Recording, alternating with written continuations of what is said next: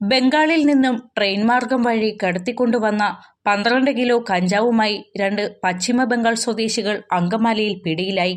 റൈഫുൾ മോണ്ടാൽ, പർവേജ് മോണ്ടാൽ എന്നിവരെയാണ് അങ്കമാലി പോലീസും dance of ടീമും ചേർന്ന് സാഹസികമായി പിടികൂടിയത്.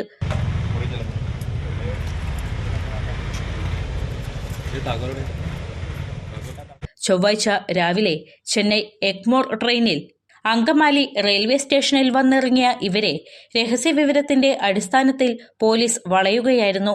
പ്രതികൾ കൈവശം സൂക്ഷിച്ചിരുന്ന 2 ബാഗുകളിൽ നിന്നായാണ് 12 കിലോ കഞ്ചാവ് കണ്ടെത്തിയത്.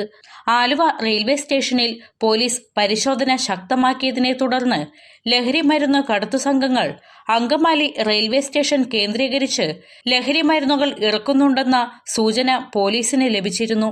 ഇതിന്റെ അടിസ്ഥാനത്തിൽ നടത്തിയ കർശനമായ പരിശോധനയിലാണ് പ്രതികൾ പിടിയിലായത്.